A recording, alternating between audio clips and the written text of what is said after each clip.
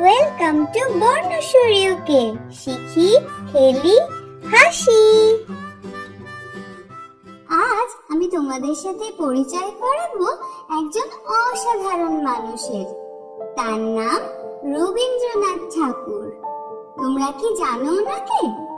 উনি ছিলেন কবি, গীতিকার, লেখক, শিক্ষক, এমনকি ছবিও আঁকতে খুব ভালোবাসতেন। আর উনি ছিলেন প্রথম এশিয়ান যিনি নোবেল পুরস্কার পেয়েছিলেন। রবীন্দ্রনাথ ঠাকুর জন্মেছিলেন 1861 সালে কলকাতার জোড়াসাঁকোতে। আমরা তাকে ভালোবেসে বলি কবিগুরু বা গুরুদেব।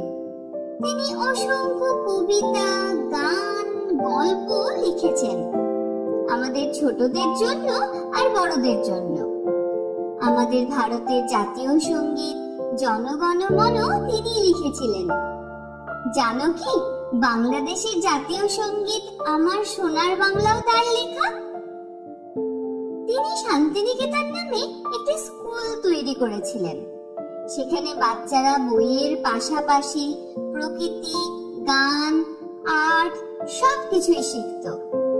সেই স্কুল থেকেই পরে তৈরি হয়েছিল বিখ্যাত বিশ্ববিদ্যালয় বিশ্বভারতী বিশ্ববিদ্যালয়। চলো তারই লেখা একটা ছোটদের কবিতা এখন আমরা একটু শুনি। কবিতার নাম আমাদের ছোট নদী। আমাদের ছোট নদী চলে আঁকে বাঁকে, বৈশাখ মাসে তার হাঁটু জল থাকে। পার হয়ে যায় গরু, পার হয় গাড়ি, দুই ধার উঁচু তার, ঢালু তার পানি। কি মজার না কবিতাটা? এখানে আমরা কবিতার একটা ছোট্ট অংশ শুনলাম। এরপরে চলো আমরা একটা গান শুনি। রবীন্দ্রনাথ ঠাকুরের লেখা গানগুলোই রবীন্দ্রসঙ্গীত নামে পরিচিত। ওনার লেখা একটা ছোটদের গান আমরা সবাই রাজা আমার খুব প্রিয়। আমরা সবাই রাজা, আমাদেরই রাজার রাজত্বে, নইলে মোদের রাজার সনে মিলব কি সত্যি।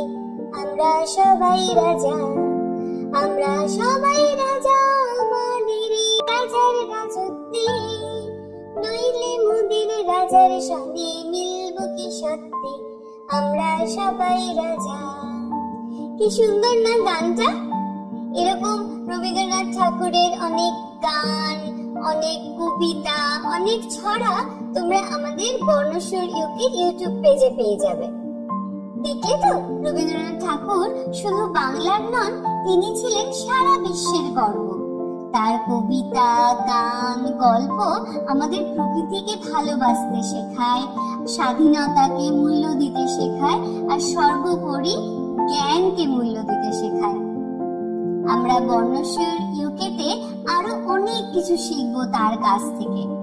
তাহলে তোমরা প্রস্তুত তো?